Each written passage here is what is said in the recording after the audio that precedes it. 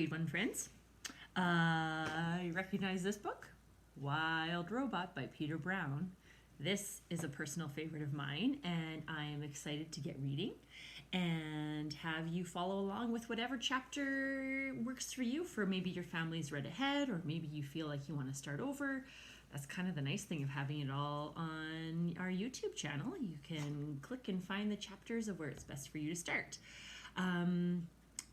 Hair's looking a little messy. It's windy outside there today, and at lunchtime I went for a quick walk around the block and got outside because that's something we can still be doing and getting some exercise and some fresh air. And I hope that you are going to get outside and play today if you haven't already done that. All right, let's get started. The Wild Robot, right from the beginning.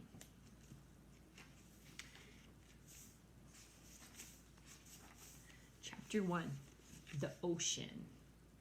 Our story begins on the ocean with wind and rain and thunder and lightning and waves. A hurricane roared and raged through the night, and in the middle of the chaos, a cargo ship was sinking down, down, down to the ocean floor. The ship left hundreds of crates floating on the surface, but as the hurricane thrashed and swirled and knocked them around, the crates also began sinking into the depths, one after another. They were swallowed up by the waves until only 5 crates remained. By morning, the hurricane was gone. There was no clouds, no ships, no land in sight. There was only calm. Calm water and clear skies, and those 5 crates lazily bobbing along an ocean current. Days passed, and then a smudge of green appeared on the horizon. As the crates drifted closer, the soft green shape slowly sharpened into the hard edges of a wild, rocky island. The first crate rode to shore on a tumbling, rumbling wave and then crashed against the rocks with such force that the whole thing burst apart. Now, reader, what I haven't mentioned is that tightly packed inside each crate was a brand new robot. The cargo ship had been transporting hundreds of them before it was swept up in the storm. Now only 5 robots were left. Actually, only 4 were left because when that first crate crashed against the rocks, the robot inside shattered to pieces. The same thing happened to the next crate. It crashed against the rocks and robot parts flew everywhere. Then it happened to the next crate, and the next. Robot limbs and torsos were flung onto ledges. A robot head splashed into a tide pool. A robot foot skittered into the waves. And then came the last crate. It followed the same path as the others, but instead of crashing against the rocks, it sloshed against the remains of the first 4 crates. Soon, more waves were heaving it up out of water. It soared through the air, spinning and glistening until it slammed down onto a tall shelf of rock. The crate was cracked and crumpled, but the robot inside was safe. Here's the picture. Chapter 2, The Otters. There they are. The island's northern shore had become something of a robot gravesite. Scattered across the rocks were the broken bodies of 4 dead robots. They sparkled in the early morning light, and their sparkles caught the attention of some very curious creatures. A gang of sea otters was romping through the shallows when one of them noticed the sparkling objects. The otters all froze. They raised their noses to the wind, but they smelled only the sea. So they cautiously crept over the rocks to take a closer look. The gang slowly approached a robot torso. The biggest otter stuck out his paw, swatted the heavy thing, and quickly jumped back, but nothing happened. So they wriggled over to the robot hand. Another brave otter stuck out her paw and flipped the hand over. It made a lovely clinking sound on the rocks, and the otters squeaked with delight. They spread out and played with robot arms and legs and feet. More hands were flipped. One of the otters discovered a robot head in a tide pool, and they all dove in and took turns rolling it along the bottom. And then they spotted something else. Overlooking the gravesite was the one surviving crate. Its sides were scraped and dented, and a wide gash ran across its top. The otters scampered up the rocks and climbed onto the big box. 10 furry faces poked through the gash, eager to see what was inside. What they saw was another brand new robot, but this robot was different from the others. It was still in one piece, and it was surrounded by spongy packing foam. The otters reached through the gash and tore at the foam. It was so soft and squishy. They squeaked as they snatched at the fluffy stuff. Shreds of it floated away on the sea breeze. And in all the excitement, one of their paws accidentally slapped an important little button on the back of the robot's head. Click. It took a while for the otters to realize that something was happening inside the crate, but a moment later they heard it, a low whirring sound. Everyone stopped and stared, and then the robot opened her eyes. Chapter 3, The Robot. The robot's computer brain booted up. Her programs began coming online, and then, still packed in her crate, she automatically started to speak. Hello, I am Rosum Unit 7134, but you may call me Roz. While my robotic systems are activating, I will tell you about myself. Once fully activated, I will be able to move and communicate and learn. Simply give me a task and I will complete it. Over time, I will find better ways of completing my tasks. I will become a better robot. When I am not needed, I will stay out of the way and keep myself in good working order. Thank you for your time. I am now fully activated. Chapter 4, The Robot Hatches. As you might know, robots don't really feel emotions. Not the way animals do, and yet, as they sat in her crumpled crate, Roz felt something like curiosity. She was curious about the warm ball of light shining down from above. So her computer brain went to work, and she identified the light. It was the sun. The robot felt her body absorbing the sun's energy. With each passing minute, she felt more awake. When her battery was good and full, Roz looked around and realized that she was packed inside a crate. She tried to move her arms, but they were restrained by cords, so she applied more force. The motors in her arms hummed a little louder, and the cords snapped. Then she lifted her hands and pulled apart the crate. Like a hatchling breaking from a shell, Roz climbed out into the world. Chapter 5, The Robot Gravesite. Those otters were now hiding behind a rock. Their round heads nervously poked up, and they watched as a sparkling monster emerged from the crate. The monster slowly turned her head as she scanned the coastline. Her head turned and turned all the way around, and it didn't stop turning until she was looking right at the otters. Hello, otters. My name is Roz.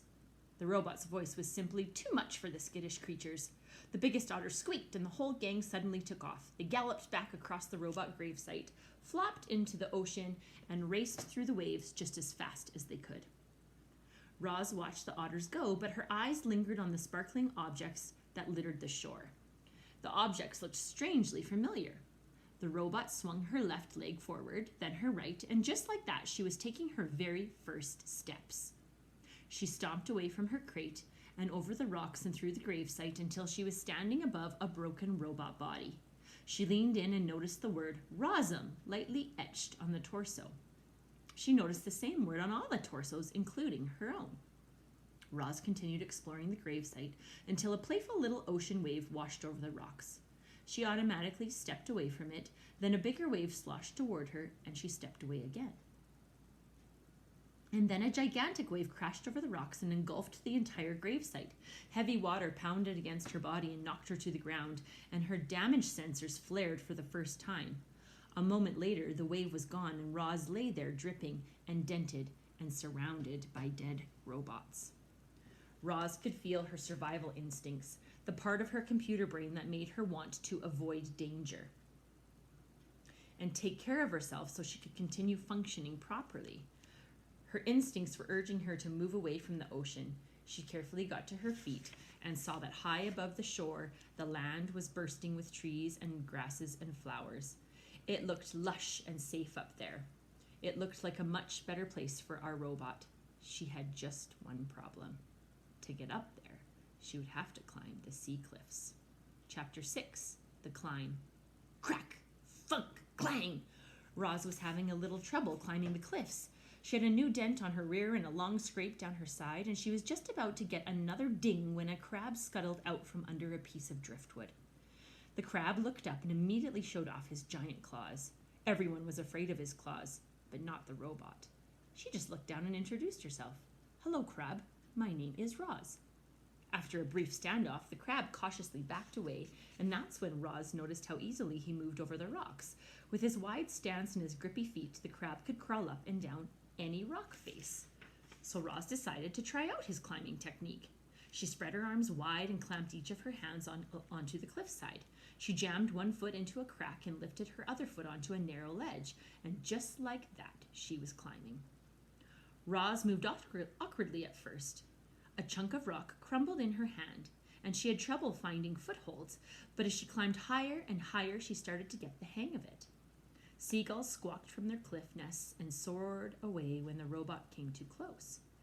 But Roz paid them no mind. She was focused only on getting to the top. Up and up and up she went, methodically climbing past nests and ledges and tiny trees rooted in the cracks, and before long, our robot felt the soft soil of the island beneath her feet.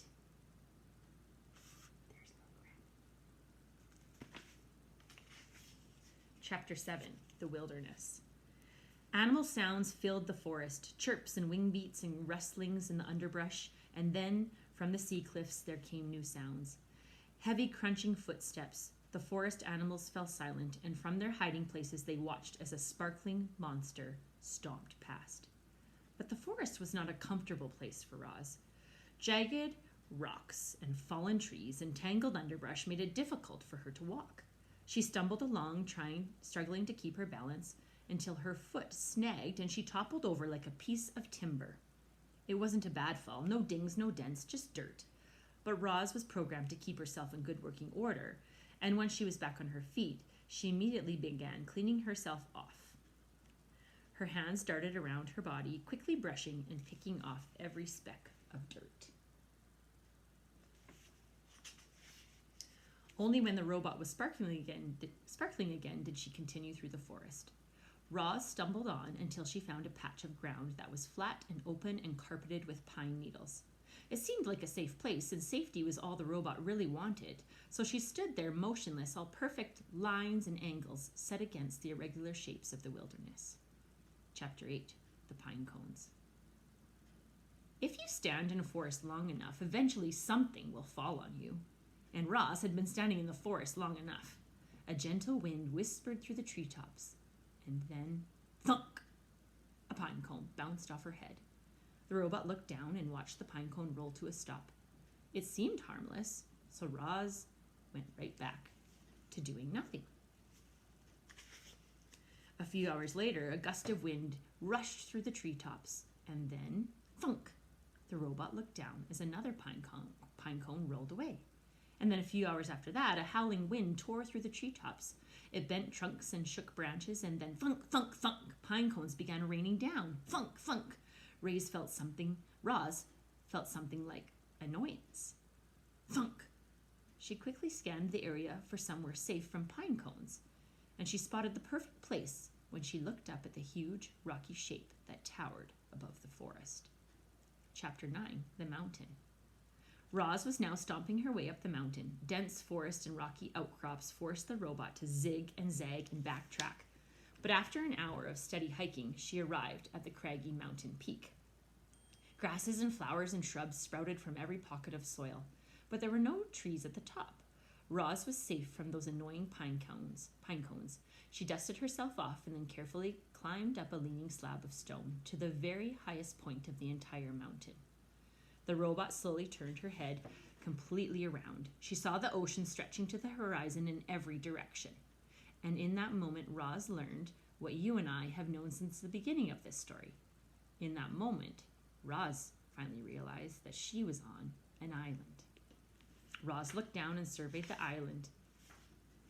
Starting from the sandy southern point, the island grew wider and greener and hillier until it finally jutted out into the rocky cone of the mountain. In some places, the mountain fell away, leaving sheer cliffs. A waterfall rushed off one cliff and fed a river that wound its way through a great meadow and in the center of the island. The river flowed past wildflowers and ponds and boulders and then disappeared into the forest. Blurry shapes suddenly cut through the robot's vision. She refocused her eyes and saw vultures circling above the foothills. Then she noticed lizards warming themselves on a distant rock. A badger peeked out from a berry bush. A moose waded through a stream. A flock of sparrows turned in perfect unison above the trees. The island was teeming with life, and now it had a new kind of life. A strange kind of life. Artificial life.